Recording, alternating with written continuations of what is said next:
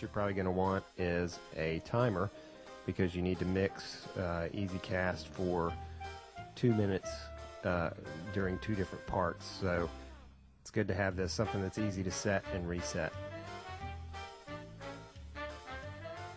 It's best to mix your epoxy when the bottles feel slightly warm to the touch, and this is specifically for Easy Cast. So you can put them in some hot water from the tap. You don't want them to get too hot, but pay attention to the instructions. Just do what they say to do, and Easy Cast does recommend this before you actually mix it. If you get it too hot, you're not supposed to mix it. Too cold, you get cloudy cast. Once those bottles have warmed up a little bit, according to the temperatures required for mixing on the instructions, take them out, dry them off, get rid of your water, and you're just about ready to go.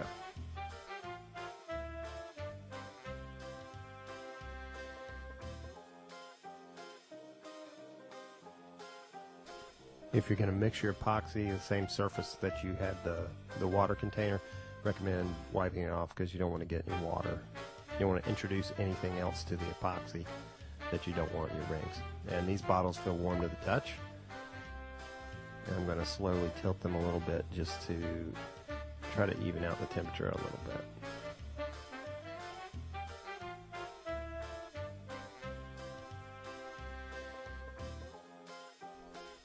Now, before you open the bottles, make sure that you put on your protective gloves, vinyl, rubber, latex, whatever works for you.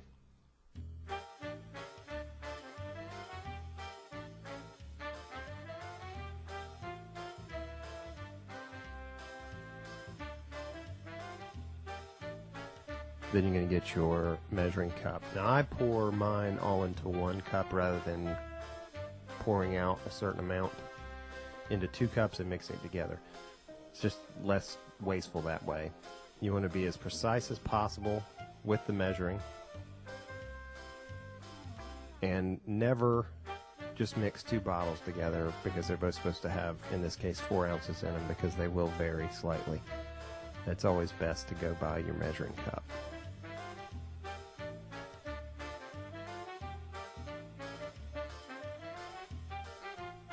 I generally will pour the hardener in before the epoxy, but it's really kind of whichever bottle I grab first. I don't think it matters all that much which one is poured in there first. And I try to let it settle. Sometimes you'll get a little bit of the liquid on the sides, and you really just want to make sure before you put that second component in that you're putting the exact same amount in. So you want to see how much you've got measured in the cup before you pour the second component.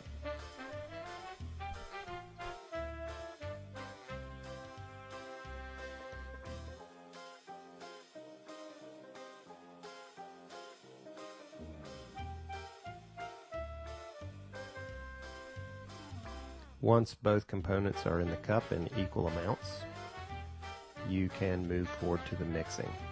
And you want to use a clean, new popsicle stick, wooden stir, whatever it is you're going to use. And you want to stir it relatively gently so that you're not introducing more air bubbles. There'll already be bubbles in there from pouring. You want to make sure that you get the bottom, scrape the sides, and at some point take the stick and scrape it on the edge of the cup. Make sure you set your timer for 2 minutes. If you're using Easy Cast, you've got to do 2 minutes in 1 cup and then 2 minutes in another cup.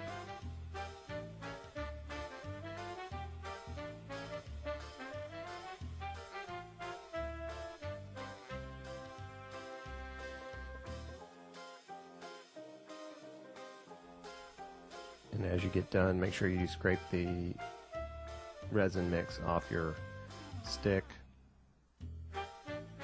Set that first stirring stick aside and get ready to pour into another cup.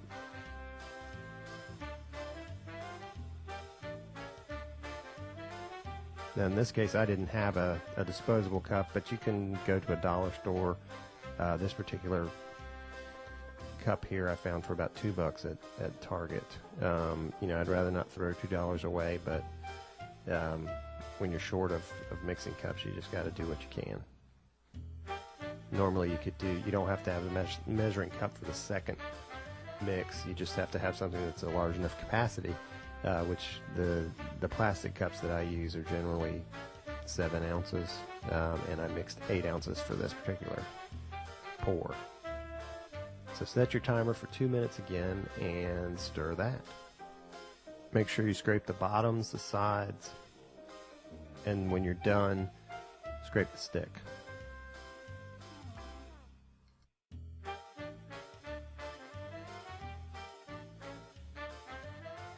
Set your stick aside, and if you're going to do it the way that I do it, you get your clear condiment bottle and pour your epoxy into that. Some people will pour directly from the second mixing cup, which is fine. I just feel like the condiment bottle gives me a lot more control because these are pretty small spaces I'm trying to get the resin into, and it's a lot easier when you're doing several at once.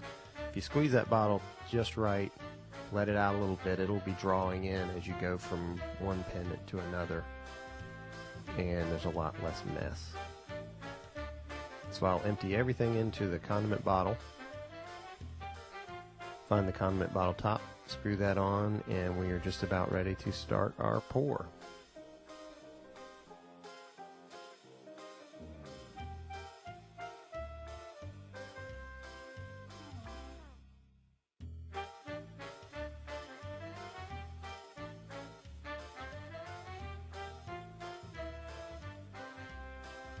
Here's a good note about cleanup. Don't throw anything that has epoxy on it immediately into a trash can. It's going to be generating heat.